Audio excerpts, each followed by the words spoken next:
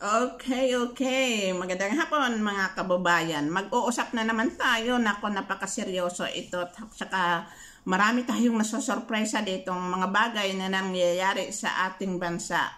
So bago tayo magpatuloy, gusto ko muna na i-acknowledge, pasalamatan at i-appreciate natin si Expedia Agent Jonathan Morales, na diyan ko nakikita na isa siyang taong tapat sa bayan at sa kanyang kapwa at sa sarili niya. Maraming salamat Sir Morales sa iyong pagtayo bilang bayan natin. Ikaw na ang aming kinikilalang bayan natin dahil sinusugal mo ang iyong buhay, ang buhay ng pamilya mo at yung buhay mo dahil ikaw ay nagsasabi ka ng totoo. Wala nang iba na tatayo sa bansa natin na para magsasabi ng totoo at magtuwid ng tama. Lahat ngayon ang ginatuwid ng ating mga government official ay mga mali. Hindi nila kayang isugal ang kanilang buhay. But ikaw, saludo kami sa iyo, sir. At huwag kang mag-alala, ang ating taong bayan nandyan sa iyo. Hindi kanila yan pababayaan, susuportahan kanila. Happy kami at nakita namin ang inyong sincerity sa bansa natin na hindi ka nagpatinag sa mga senador na mga tiwali. Masasabi natin tiwali ngayon na discovered na natin kung anong klaseng mga tao sila at kung anong mga business o mga friendship ang kanilang kinasasangkutan. Kaya patuloy lang Sir Morales sa iyong ginagawa para sa ating bayan. Sa Lunes, darating na naman yung ang inyong next hearing at iyon ay nandiyan kami, manonood kami sa iyo. Kung pwede lang nga mag-comments, magko-comments kami. Pero titingnan natin kung pwedeng ma-allowed ng ating chairman dyan sa hearing na darating sa Monday. But ganun pa rin sir, laban lang. Kaya ginaakusahan ka ng mga senadors dyan or ibang mga agent na ikaw ay maraming cases. Yes, totoo nga pala, maraming mga cases ka dahil ginaakusahan ka ng mga kasamahan mo dahil ang iyong ginagawa ay maayos. Ayaw mo ng mga tiwali, kaya ginagawa nila yan sa iyo. Binabaliktad kanila. Pero sige lang, tayo ka lang sir kung ano ang inyong opinion, ano ang inyong dapat na gagawin sa ating bansa. Huwag kang matakot dahil tama ang inyong ginagawa. Tingnan ninyo yung ating mga heroes noon.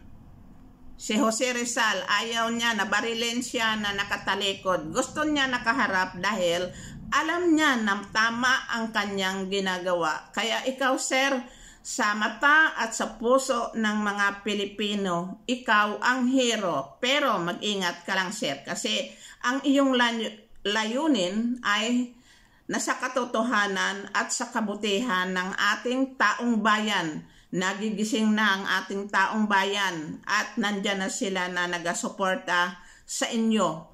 Kaya saludo kami, maraming salamat sa puso mo na binibigay mo sa ating bayan. Ngayon, pupunta tayo sa hearing, last hearing ninyo na nagkasagutan kayo ni Senador Jinggoy Estrada. Alam mo sir, tama lang na sinagot mo si Jinggoy. Karapatan mo yon. Although, nandyan kayo sa Senado, pero ginaharas ka niya. Kaya dapat lang depensahan mo sarili mo.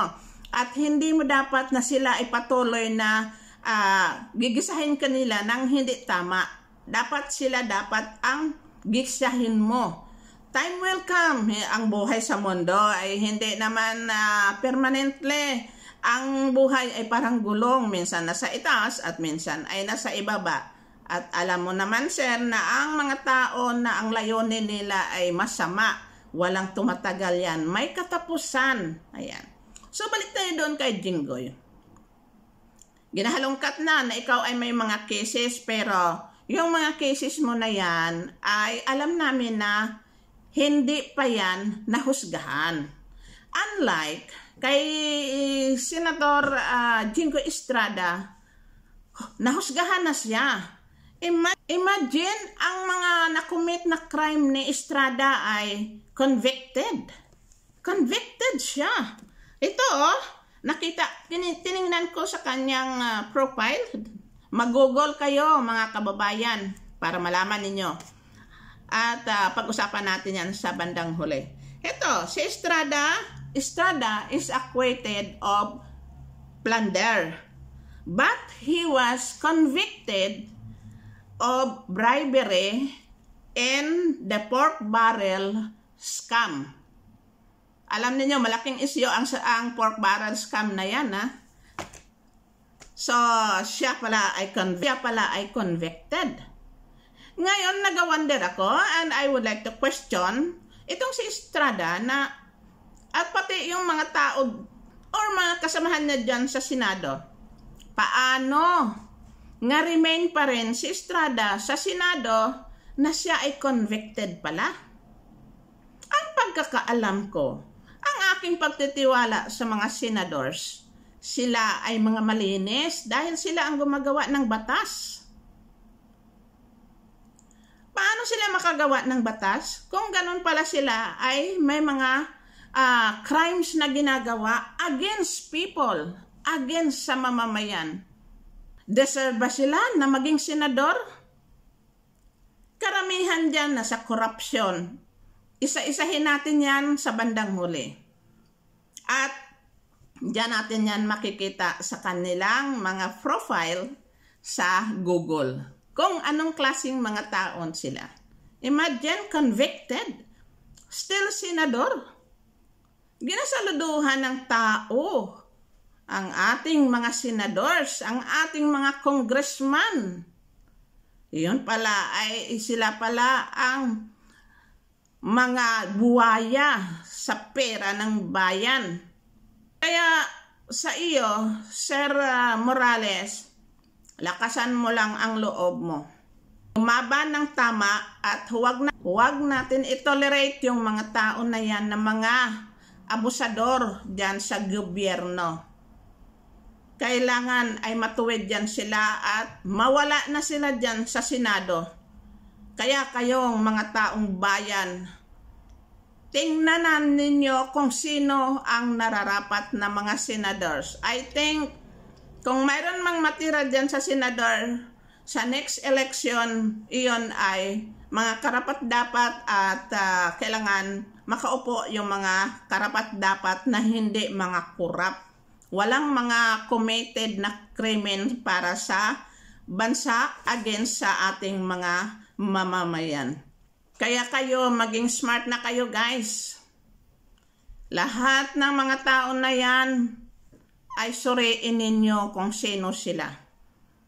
Yan, ang friend natin is Google, lahat nandyan yan. At hindi yan pwede na ma-erase dahil pag nakalagay na dyan, nandyan yan. Hindi yan pwede bayaran yung Google. Kaya nagsasabi yan kung ano ang nangyayari. At ano ang mga committed nila na mga krimen against sa ating bansa. Kaya Sir Morales, thank you. Maraming salamat. Saludo ako sa inyo, sir. Ingatan ninyo ang inyong buhay at huwag kayong magtiwala. Huwag kayong basta-basta magtanggap ng mga pagkain o inumin para sa inyong security. Kasi gagawin ng mga taong tiwali ang kanilang magagawa para lang maipabagsak ka dahil alam nila na tama ang inyong ginagawa. Alam ng lahat na tama ang inyong ginagawa. Kaya ingat-ingat lang, sir. At sa aking mga kababayan, kung mayroon naman kayong nakuha dito sa aking video ngayon, pwede naman pakishare para naman ay malaman ng ating mga kapwa, ma-open din sila na kung saan sila maghanap ng mga information parte sa ating mga senadors sa darating na mga election. So, maraming salamat and see you next time in my next video. Bye!